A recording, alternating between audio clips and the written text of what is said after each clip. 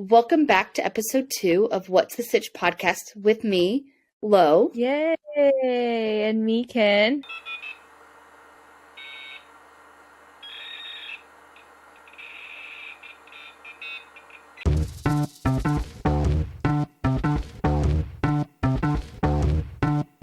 So this week I am reading all things Lore and Asher. So I read all of Dreamland Billionaires. Finally. What? Oh yeah, I know. Said finally.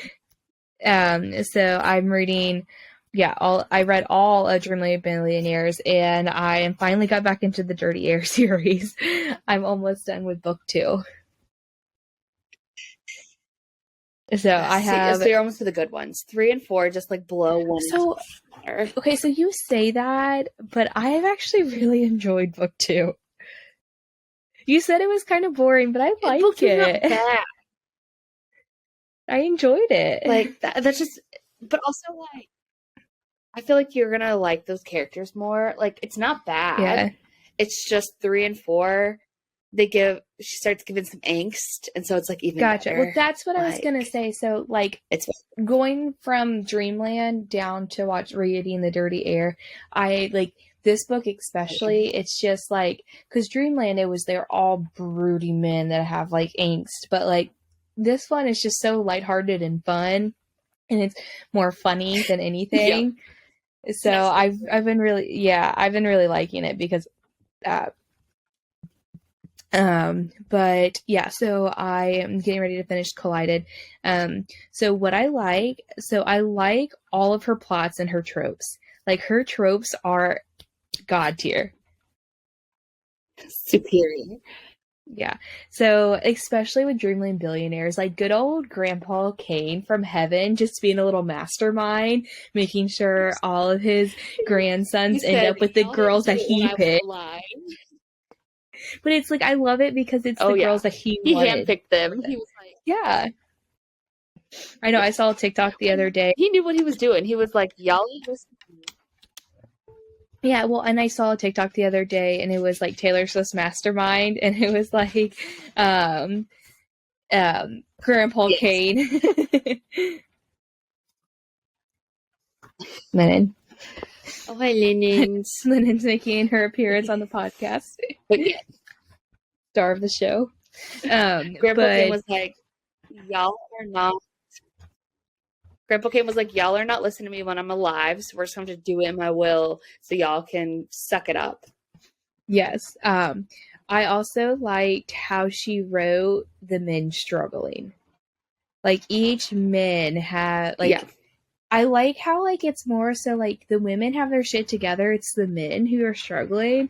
But, like, each man has something that they are struggling with. Which is the same in book 3 and 4 of the Dirty Air series. And 3, like, the woman has her shit together. 4, not so much, but it's so funny. Like, 4, like, I can't remember the actual title of book 4 of Santi's book, but it is just... It's out there. It is worth it 110%. Yeah, I can't wait. But yeah, so that's what I've liked about it. What I don't like about it, like, it's not like I don't like anything about the book. It's just like these, like, even Dreamland Billionaires, like, it's not like books that like I devour. Like, it's not books that like I absolutely love. They do not grab me by the neck. Like, it's just like good old, just like wee woo books, like, you know. So they're there, but they're not like, oh my god, sending me into a spiral. Yeah, like Ryan Shea had me. Ryan Shea had me spiraling all week. Last week, I think Ryan Shea didn't spiral me so much because I was like, this is almost too perfect. Like, I know book boyfriends are meant to be perfect, but he was so perfect that I was like, oh. Okay, like, just which I think that's why I'm a Xander's the ending to that like yeah, like I really like Xander's because like is Ryan, like he's not perfect. What? Yeah, is Ryan? I said is Ryan Shea too perfect of a book boyfriend? But, like, that's also, like, Noah Riley, too. Like, there's no one as perfect as Noah Riley. But yet, like, here I am, a simp over Noah, who doesn't even exist. Ryan gets me. Like, just the ending to that book, man. It was, woo, woo. It I did know. it. So, I know. you're on the But- Lauren Asher train now. Until I she, know. I think she released what her next project's going to be. If I remember correctly. I think so. I've been seeing her more for something. Like, I've been seeing... And I need to read Anna Huang's new book in her new series, too. Yes. Yeah. I need to read that. I feel like I saw some. Have you started the Twisted series yet? I knew you were going to. Lauren, did you start a new series? I had a little rewind. Oh my god. I started something else. But on the bright side already. Oh, Siri's trying to yell at me now too. On the bright side, I'm already like I just halfway heard a through random and I was like, what is going on? But yeah, like it was scary. So I started another series, but it's a 3-book series, and I'm already halfway through the second book in the past 48 hours. So it won't be long before I move on to the Twisted series. So I know this, we're kind of like going off topic here, but I have a funny story. So I know I told you the other day how I was talking about the Twisted series to some of my students. So one of my students bought the books, and the other student was like, once you read the second one, I need it, because I've only read the first one. I need to read out the rest of the 3. So that student finished the second one, and so the other student's reading the second one now. And so you're just like, oh. And so, like, they know, like, I read or whatever, and they think I'm, like, the coolest teacher ever, because they're like, we can't talk about smutty books with any other teacher. And it's like, I told her, I was like, as long as you're not talking about the scenes and using that language, like, in class, like, I don't care if we talk about books, like, you're talking about literature. Like, they're published authors, you can find these books at the library, like, there's nothing wrong with it. I'd rather him reading that than, like, yeah. And I'm like, whatever. But I will say, like, so at the beginning of the period, like, I give them 5 minutes to get their Chromebooks logged in, get their slides pulled up. I take attendance. Like, there's a lot of stuff I have to do on the computer. And so this one girl, I'm like, she has very pale, like, complexion anyways. I just see her face getting redder and redder until her whole face is red. And I'm like, and I look and I'm like, you're reading Twisted Games, aren't you? And she was like, yes, I am. And I'm like, what scene are you on? And then I have 2 boys in that class, and one of the boys, he is the sweetest little soul. He's gonna be a little heartbreaker. Like, he's one of those nerdy guys that, like, he's gonna grow up to be a stunner, and, like, just, like, yeah, I can just tell, but he's in choir, and, like, he's just, like, a nerdy little boy. But he picks up the book and he started reading out loud, because he's like, what are you reading? And then he was like, nope. It was the scene where he tells her to crawl to him. And I was like, nope. He was like, but he was reading some of, like, how she was describing or whatever, and, like, how he was just, like, wording it. I was dying laughing. And I'm just like, if anyone walks in here, we're talking about accounting, okay? We're talking about accounting.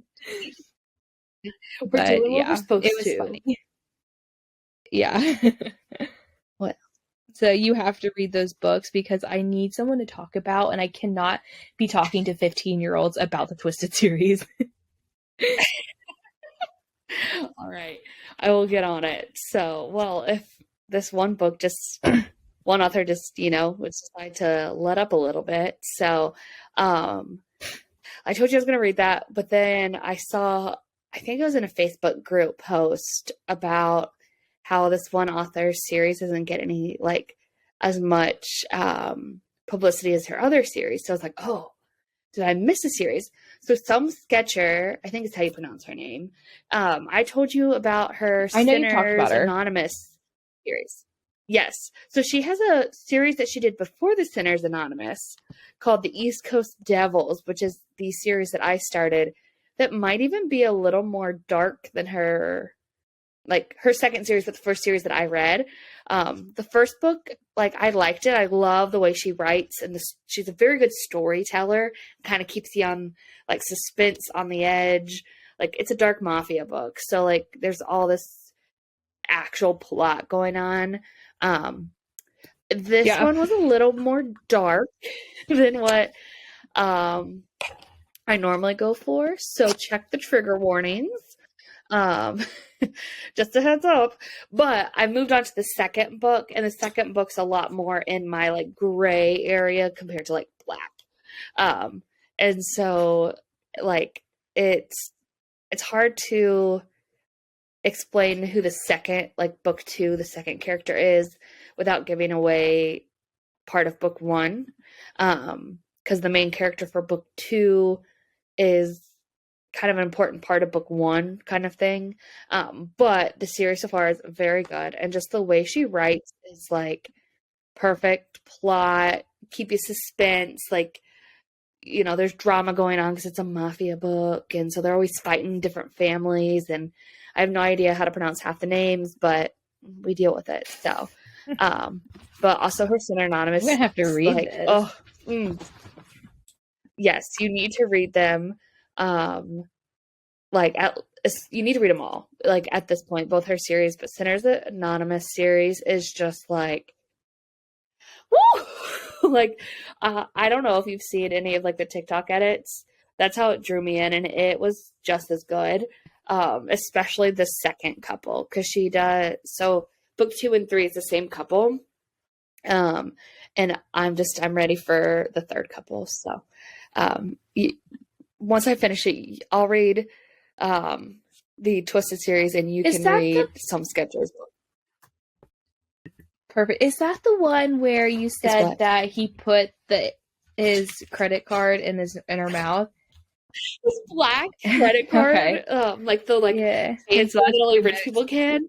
Yeah, she's like, yeah, the black Amex. She was set because I don't remember the exact setting, but basically like she was like giving him a lap dance or a striptease, and she was like, it's gonna be more if you touch, and he just slid the black Amex into her mouth and gave her the pin and said, take it off.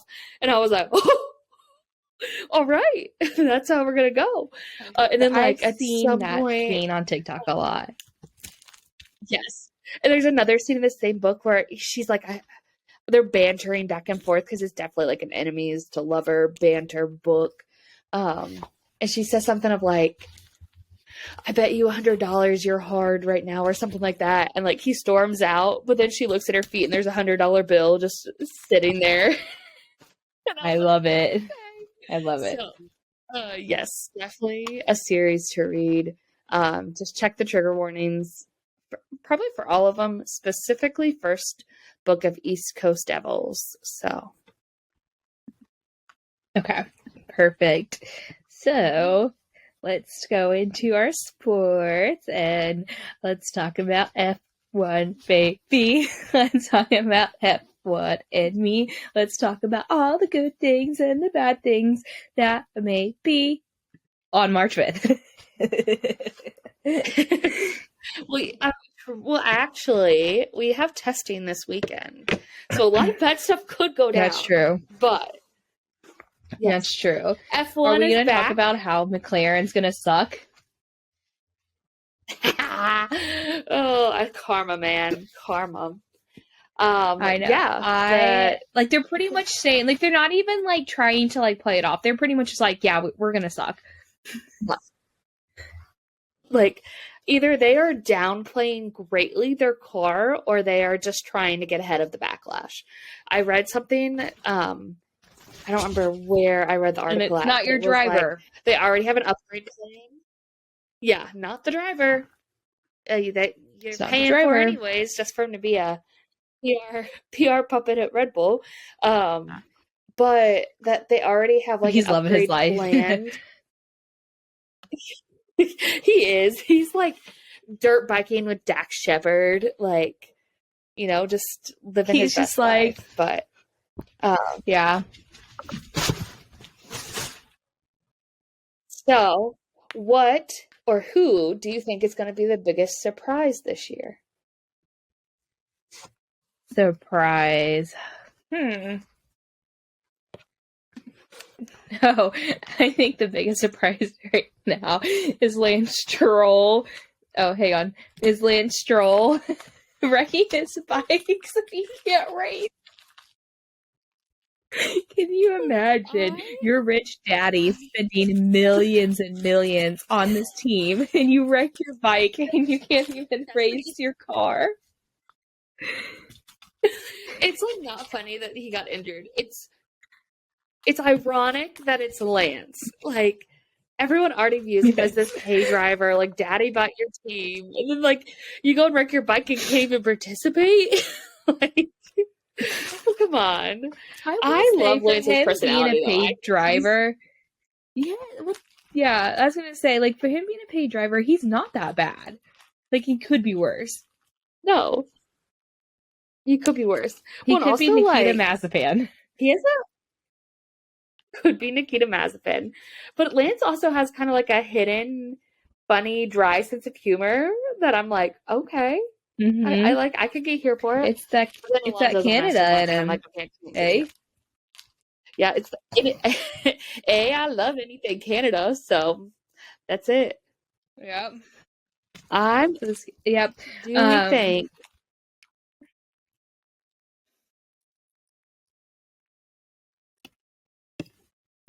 I was gonna say, do we think that Ferrari and their new team principal is going to make any difference?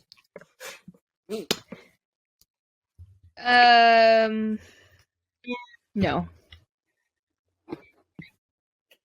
I don't.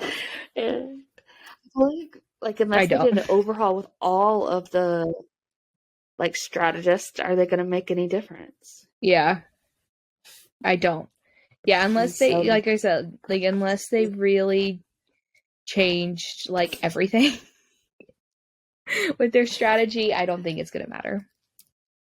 I think Mercedes is going to be a lot stronger this year than what people. Well, I like Mercedes is always strong, but I think Mercedes will be very strong this year. Yeah, I think that they're going to be what we thought they would be next year or last year. Yeah, I agree. Also, I think that, or at least I hope. I hope because I want Lewis to get Hamilton deserves his another champion. Yeah, he deserves at that. least have close racing. Like it just the first half of last season wasn't even fun to watch, and then by that point, it was such a Red Bull blowout that I was like, oh, like wasn't even fun. Yeah, well, yeah, because it's just like Red Bull, everyone else. Like it's just like it's not. Yeah. Like it's not worth watching because it's not competitive. Like the midfield, when it's more exciting to watch the midfield than it is your top teams, that's when you know that something's wrong. Yes. And like, and I get that's where a lot of the battles are, but also like you should at least have two teams fighting for it. That's what made the year before last so interesting. Yes, because you had Max and Lewis every single race, head to head, battling, and it's interesting and it's fun.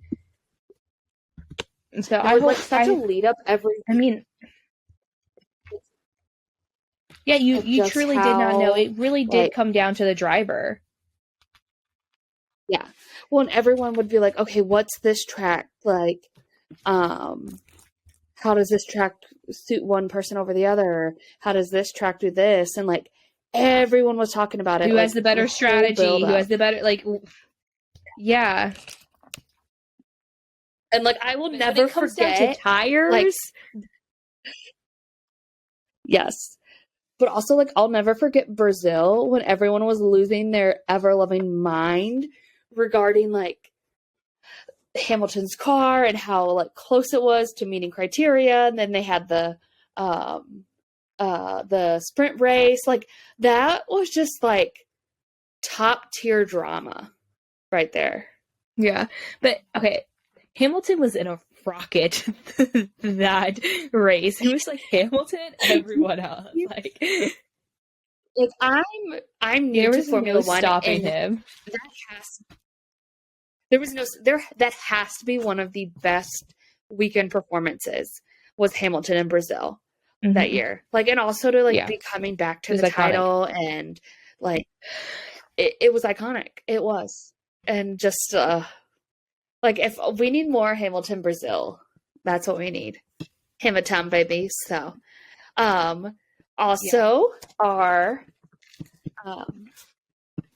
coming up in 2 days? Yeah, 2 days.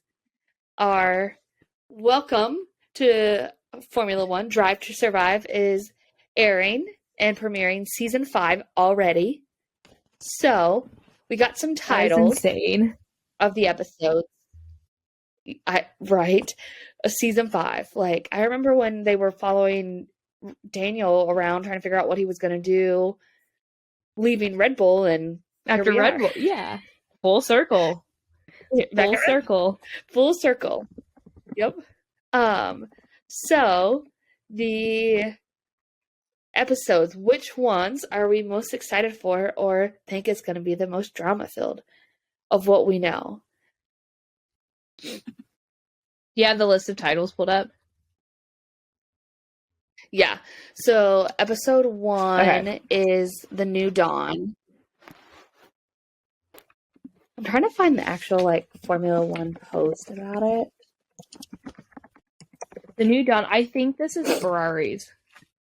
I think this is the 1-2. I think it's Ferrari's on their like comeback. Yeah. And then it's New Dawn is episode 1. Episode 2 is Bounce Back. So I'm going to go on and say that's probably Red Bull after the first couple races. Because remember, they had those like mechanical DNFs, and that like Ferrari came out so hot. So you think that I think it's Mercedes. I think it's Mercedes. And it could be but that could be Mercedes. I think it's Mercedes. Obviously, part of my friends, I think it could be too. I think it's one. It depends on how early on. Like Father Like Son's obviously going to be Haas and Mick. Yeah, which I don't really like that title, but yeah, be interesting to see. And I don't know about number 4 unless that's about matter of principle. I think that's Mattia. I could go there, the whole but then strategy also like fiasco of Monaco. Yeah, it could be that, but also like I think it's Mattia. I think it's Mattia and the Monaco fiasco.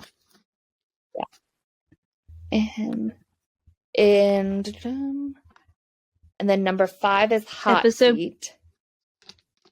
That has to be Red Bull. With Checo and Red Bull versus.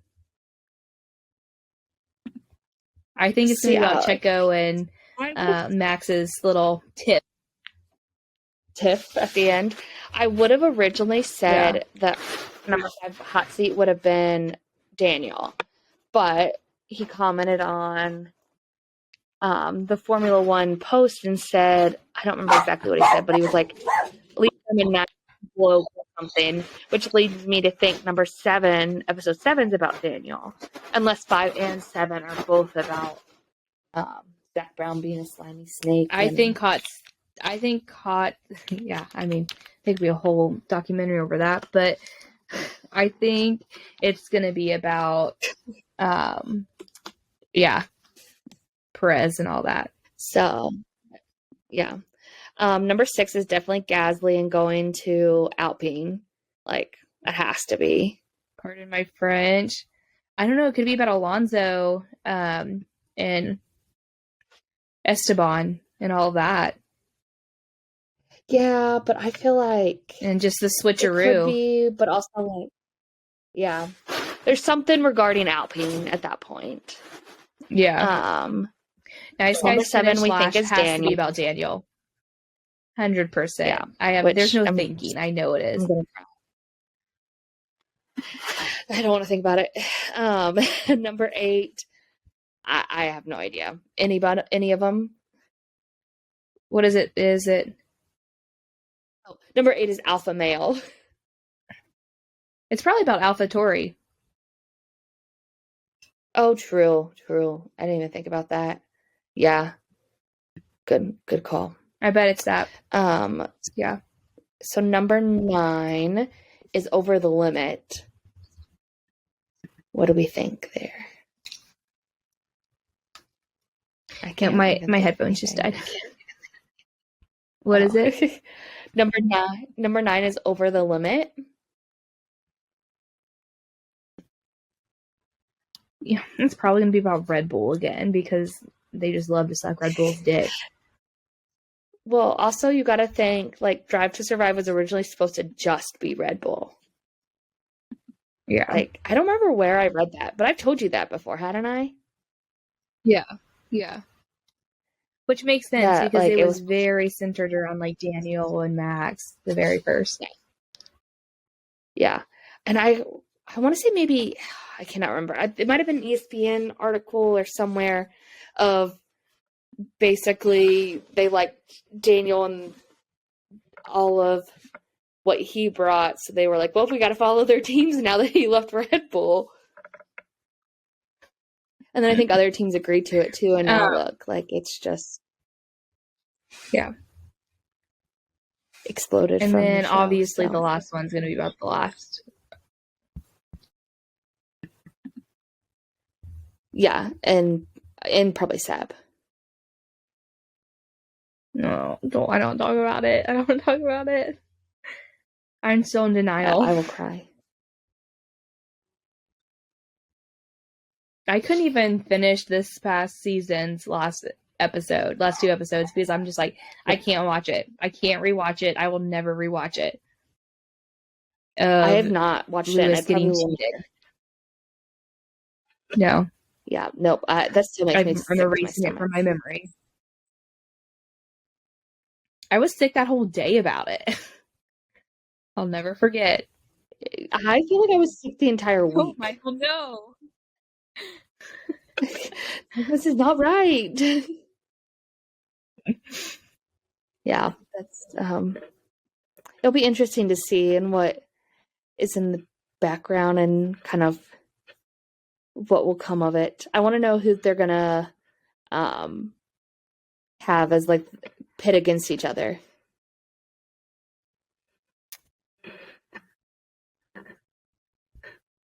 I could see, obviously, I think that they'll probably have some drama between Perez and Max. Yeah, they're probably gonna go. And then probably also Esteban. And I could probably see them like. Yeah, I was gonna say I could see them doing something about Alonso and Esteban. Yeah, because they were like. Well, and also Alonso probably and Lewis. More... Yeah, true. Because they had that little tiff on social media. Yeah. But also like all of a couple more weeks, and like Esteban might have like gone Brazil Max on Alonso. Like I don't think people realized like how feisty things were getting because like it's Alpine, it wasn't one of the tops, and then like looking back at some of the stuff they had to say at the end, I was like, oh, things are really not okay. Yeah, well, I mean, I think Alonso's very hard to work with. Oh yeah, look at me because he's just back and forth. Not a good person. Yeah, he's not a good person. Like he should have stayed retired.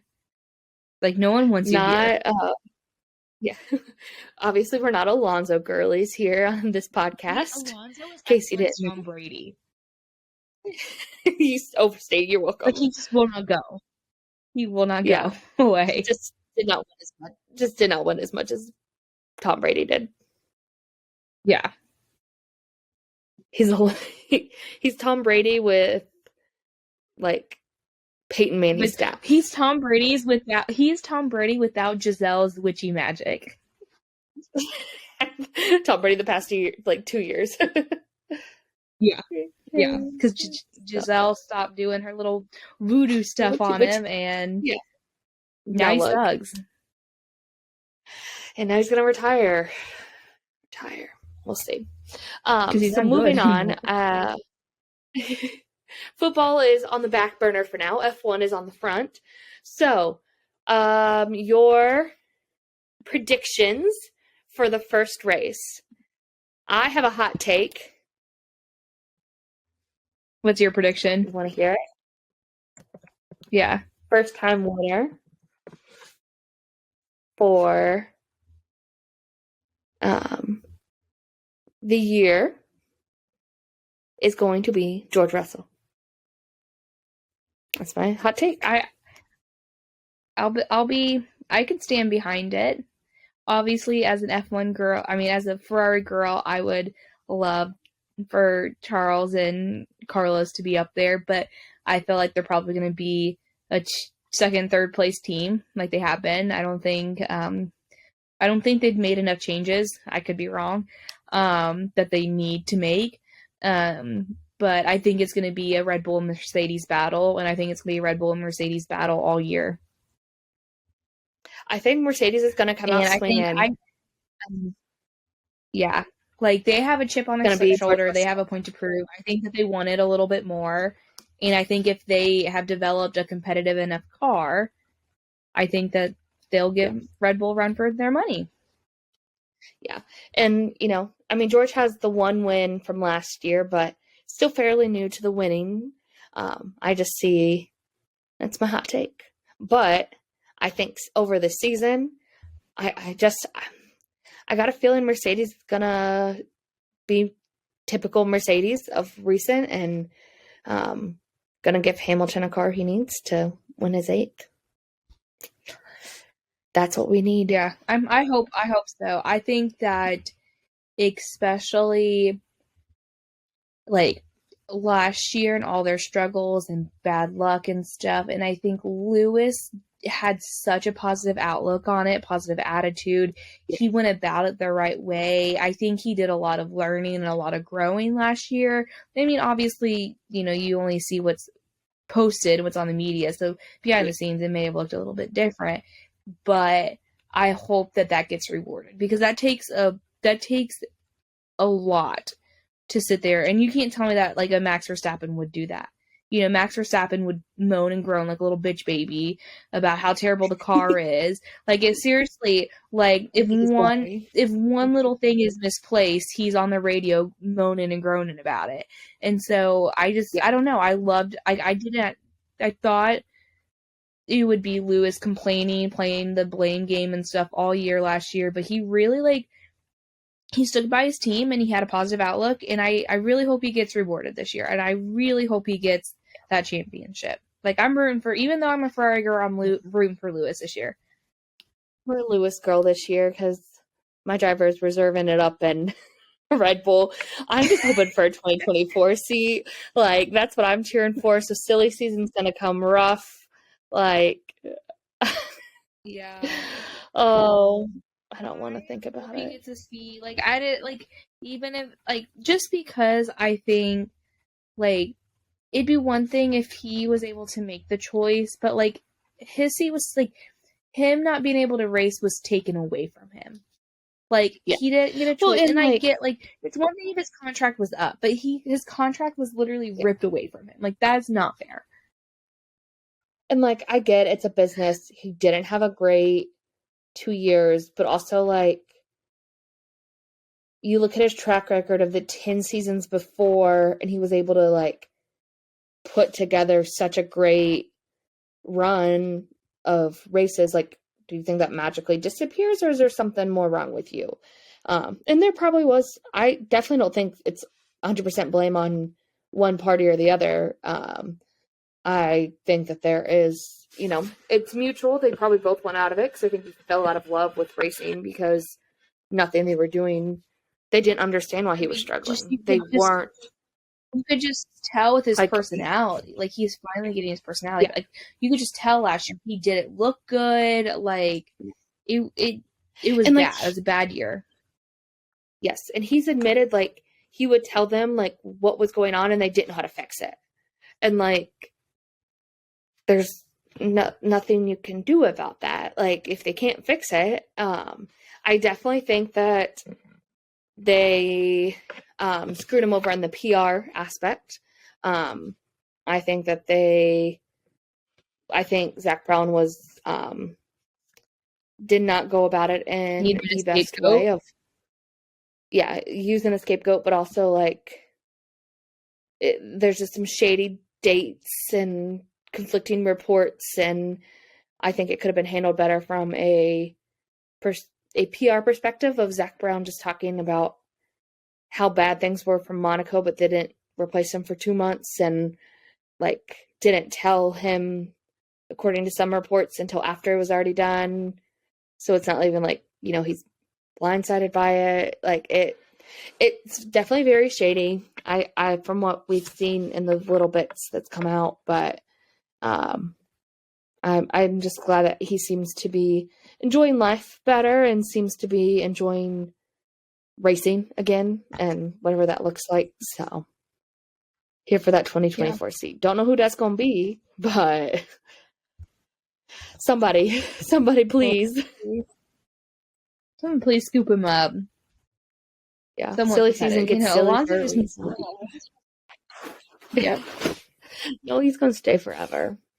Maybe we'll see how God. Aston Martin's car is.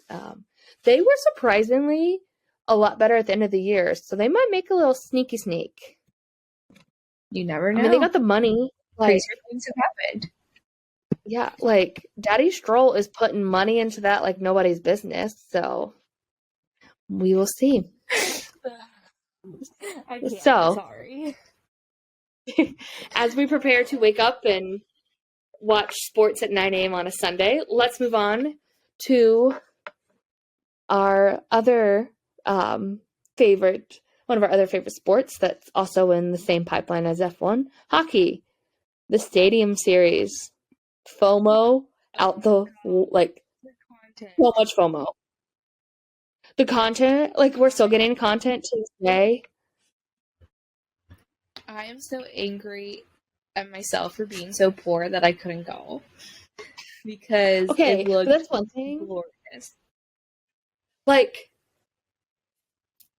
tickets were outrageously expensive because they were all resales. Like, to the point where it was and like, not, like, it was not justifiable. I couldn't justify spending that much on an airline or gas, a ticket, and a hotel room, and then whatever, like, expenses to get around. Like, it seemed wonderful. And I hope to God they do another one. But I just couldn't justify spending like $400 on a nosebleed seat for one person. And I don't know. I hated, and like, I hate that like they're able to charge that much. Like, it should be illegal. Screw Ticketmaster. Everyone hates Ticketmaster. Yes.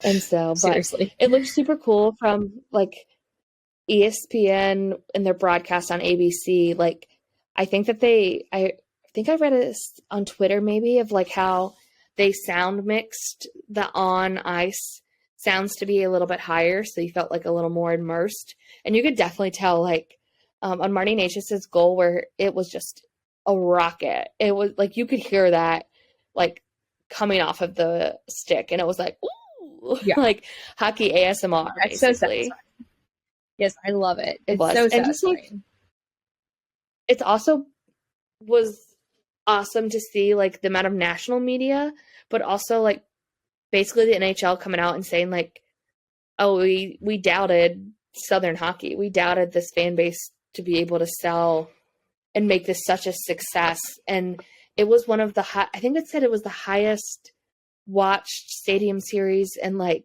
the past, I think 4 or 5 years. Like, that's watched, let alone like they completely sold out the like the stadium.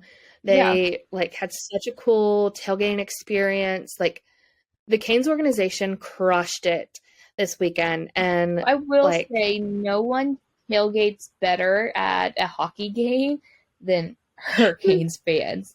Those yes, tailgates like look so much fun every time you go. I know. We have to go to a playoff game now because like we didn't get to go to the Stadium Series, so now we need to go to a playoff game. Yes. So save up. But yeah, the content was great. Like, I loved seeing all the videos. I wish I was there. And I was kind of skeptical of the jerseys when they first got released. But the jerseys, like with the helmets, with the huge numbers on the side, on the ice, like outdoors, just like chef's kiss. Yeah. Yeah. Well, like at first, just the jersey, it was like kind of underwhelming, but like the whole outfit and then like in the setting was just like so much better. And how cool was it? NC State's fan. Yeah, of how cool it was to see NC State's band do "Rock You Like a Hurricane." Like that was great. So I loved it. Like, I loved every bit of it. It looked amazing. And also, like, they're just not, like, they're just having so much fun playing hockey, it seems like. Like, obviously, winning's fun, but, like, just watching the Canes games recently, like, and, like, Rod Brindamore, who should be in the Hall of Fame. Yeah, well, that's one thing I like about this team, though. Like, I feel like the team that they have now, they're having fun. Like, you can just tell that they just love it. Like, they just having a good time. Yes. Which was kind of like, I've loved the Bengals teams the past 2 years, but I think even more so last year, just because of like how much fun they seem to have at all times. Like, but specifically like the past couple of weeks. So Rod Brindamore, who deserves to be in the Hall of Fame, but like he switched up the lines to where the top line, which normally I would not be about it because he separated Turbo and Sebastian Aho. But like, so now it's Fetch, Aho, and Jarvis, and like they just absolutely annihilate, like, have been crushing the competition lately. So the little Jarvis baby's like killing it with his little hat trick. He got his first hat trick in front of like his parents, and his brother was there. Like, we love that for him. So I love Jarvis. I love him so, like, he's just so much fun. Like, which granted, that's probably partially because he is young, but like they just always seem like he loves what he's doing and having his grand old time. So, all right, McKenna, let's go. Any more to add on the sports? Nope, I am good. Let's move on to our trends of the week. So, favorite TikTok trend. What is your favorite TikTok trend? Yes. Mine has to be, I know you've heard this because I've sent you like 20 of them, but the chronically cautious song that Elsie Elise Myers duetted, and everyone who's on there who is like similar to my age, it was like, you know, we got the degree, we got the job, and now it's like, what am I doing with my life? Like, I've never felt more seen and like questioning my life goals than like going through these TikToks on this trend. So I think I send you like every single one that I see because I'm like, yes. So that is my favorite TikTok trend because it is. I was just saying it's affirming to my mental health. Yes, I really like the ADHD red flag filter that's going on right now. Have you tried it on yourself yet? Yeah, I got one that wasn't super funny. It was like, forget your name. I'm like, I forget everyone's name. Like, that's not a red flag. That's just common. Yeah, that's just typical. That's not a red flag. That's to be expected. Yeah. So you see, your For You page took a turn like mine from me interacting with all the Joe Burrow edits. Now it's decided to give me other white boy Travis Kelce edits.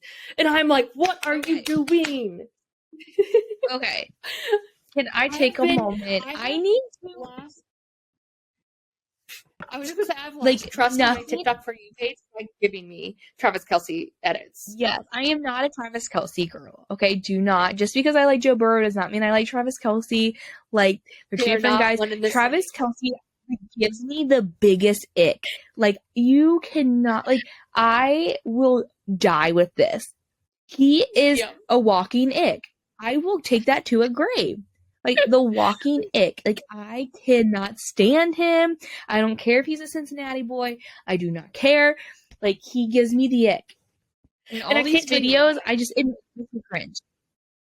Yeah. Makes me cringe. Like, I can't. Well, I think it's because his manner, you know what it is? His mannerisms, and especially when he has that shaved head and that beard, and just like even when he's like bundled up, he kind of looks like he has a dad bod, but I know he doesn't have a dad bod. But like, in just his mannerisms, he looks like a fuckboy. And he looks like the guy that just like doesn't grow up. Sometimes I feel like constantly just a dick. Yeah. And sometimes, like, I think maybe it's almost like trying too hard. I don't know. I can't explain it 100%. He looks like a walking red flag. He literally wears red. He looks like a red flag. Yeah. And there's been some, like, stories that come out about, like, maybe not being about the his best. past relationship. Yeah. Yes. Like, not anything, like, abusive, but just not great. Like, and you're like, oh. He's giving you the ick. He's a red flag. Like, but it makes me so mad because I like his brother.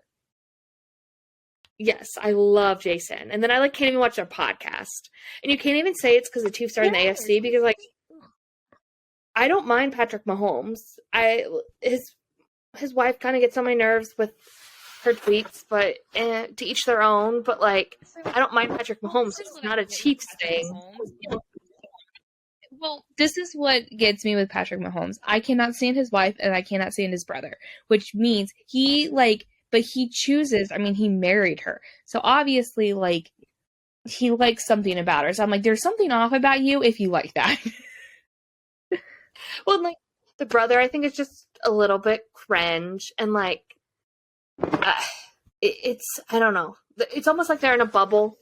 And, like, sometimes they don't realize they're in that fishbowl bubble, and then, like, it's like, okay, let's maybe be a little more self-aware of, like, just being a little more gracious in things that you tweet, and, you know, not everything's, like, I think there's the line, which obviously we hold these people to higher standards, because, like, we say, oh, well, it's her, and that's relation to him, but, like, it doesn't read well to me to have significant others tweeting like fans, like deranged fans in that aspect of, like, blaming the refs. Oh, I feel like it just doesn't do it for me to, like, seeing, like, super crazy tweets about blaming the refs and everybody's against you, and, like, keep that hidden. Get a fake Twitter. Like, there's finstas out there. We don't need to know that from your real thing. Yeah. And yes, it's holding them to higher standards than the general population. But I think you have to be prepared for that when your husband is the face of a league. And I agree. You just have to know. They rain down on Aisha. Back to it. Travis Kelce is a walking ick. You can't tell me otherwise. And all these girls simping over him. I'm just like, why? Get me back I don't to understand. I don't get it. Yep. Yes. Give me back to Joe Burrow talk. My For You page has failed me with Travis Kelce, and I will never forgive it. I know. And then, like, I know it's because I interact with football edits, but come on. Know who your audience. Well, I know it's because I've interacted with, like, videos of his brother and his mom. Yeah. And so it's like, oh, you like Jason and you like his mom, so here's Travis. I'm like, no, I don't want Travis. Go home, Travis. Not the same. Okay. As we just went on a little rant of our For You page letting us down, let's move on to a highlight and a charity. That's something as people who have worked in mental health or had our own mental health issues is something we find important about mental health awareness, but we're going to highlight the American Foundation for Suicide Prevention and their Out of the Darkness community walks. So obviously the American Foundation for Suicide Prevention is really just helping those who are struggling with the thought of suicide themselves, suicide attempts, or have lost a loved one, basically to provide a community and a safe place for them to go. Each place typically has a local chapter that has events you can volunteer with, different programs that you can do. Some states have a license plate that can be sold and gain money that way. And like I said, they normally do walks called Out of the Darkness walks. So if you just go to AFSP.org, you can find more information on the American Foundation for Suicide Prevention. So, Ken, anything else you would like to add? No, I think that wraps it up for this week. We got a little bit of books, we got a little bit of balls and cars. We got a little bit of cakes and TikTok. That's all you need.